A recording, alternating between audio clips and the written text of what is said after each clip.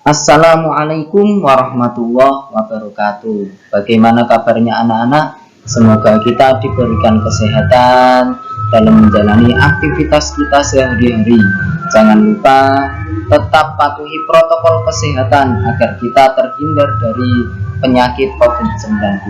Dan jangan lupa tetap cuci tangan, karena cuci tangan adalah salah satu ajaran agama kita. Masih bersama saya Asrarul Maulan. Pagi ini kita akan membahas tentang pelajaran fikih bab sujud sahwi kelas 8 semester 1. Yang akan kita bahas dalam pertemuan kali ini di bab sujud sahwi, yang pertama adalah pengertian dari sujud sahwi, yang kedua hukum dan dalil sujud sahwi, yang ketiga sebab-sebab sujud sahwi, yang keempat tata cara sujud sahwi, yang kelima hukum hikmah sujud sahwi. Pengertian sujud sahwi. Kata sahwi merupakan kata dari bahasa Arab, yaitu sahayashu sahwan, yang artinya lupa atau lalai. Sedangkan menurut ahli fikih, sujud sahwi adalah sujud yang dilakukan di akhir sholat atau setelahnya karena adanya kekurangan, baik dengan meninggalkan apa yang diperintahkan atau mengerjakan apa yang dilarang tanpa sengaja. Jadi, kesimpulan dari pengertian sujud sahwi adalah sujud yang dilakukan sebelum atau sesudah sholat karena kita lupa atau salah dalam sholat kita, baik lupa sunnah abad maupun jumlah rakaat dalam sholat. Hukum dan dalil sujud sahwi. Hukum sujud sahwi adalah sunnah bagi imam dan orang yang salat sendiri, yaitu salat munfarid. Adapun bagi makmum maka harus mengikuti imam, karena seorang makmum itu dalam kaidah fikihnya harus mengikuti imam. Sebagaimana yang diriwayatkan dalam hadis dan dikisahkan oleh Abu Sa'id Al-Khudri, Rasulullah SAW bersabda, yang berarti apabila kalian ragu dalam jumlah bilangan rakaat sholat, maka tinggalkan keraguan dan ambillah yang yakin. Kemudian sujudlah 2 kali sebelum salam. Jika ternyata dia salat 5 rakaat, maka sujudnya telah menggenapkan salatnya. Lalu jika ternyata salatnya memang 4 rakaat, maka sujudnya itu adalah penghinaan bagi setan.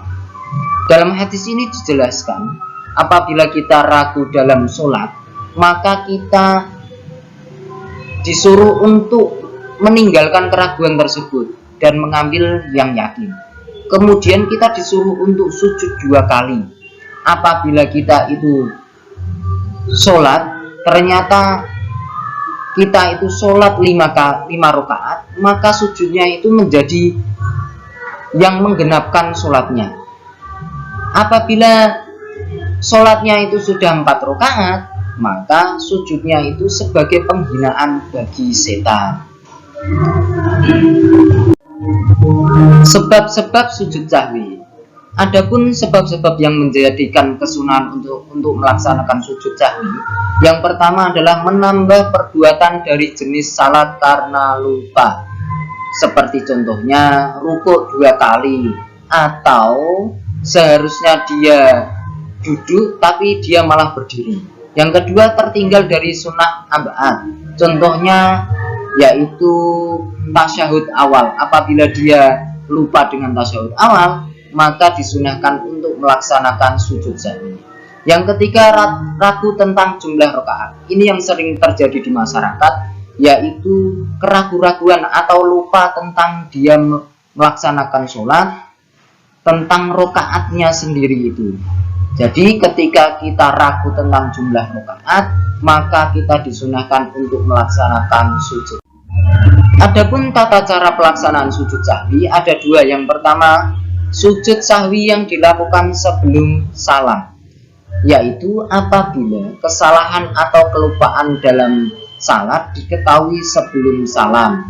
Tata caranya yaitu dengan dilaksanakan membaca takbir terlebih dahulu, kemudian sujud dan membaca bacaan sujud sahwi 3 kali, kemudian duduk iftirosh dan dilanjutkan sujud sahwi lagi dengan bacaan yang sama, kemudian duduk tawaruk atau tasyahud akhir, kemudian membaca takbir dan dilanjutkan dengan salam. Yang kedua, dilakukan setelah salam apabila kesalahan atau kelupaan salat diketahui setelah salam.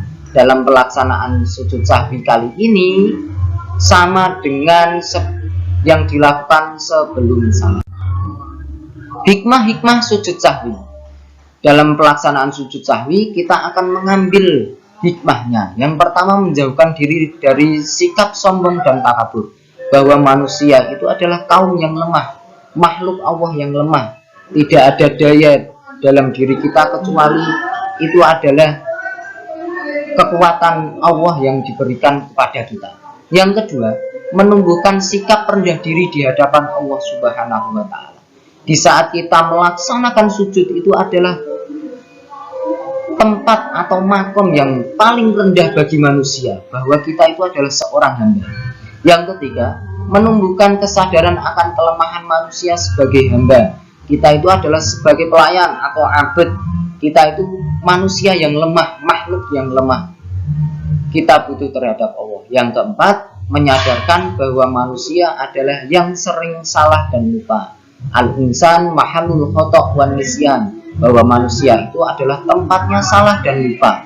Jadi kita itu tidak terhindar dari kesalahan dan kelupaan dalam kehidupan sehari-hari, termasuk dalam sholat kita. Begitupun demikian pemaparan dari saya.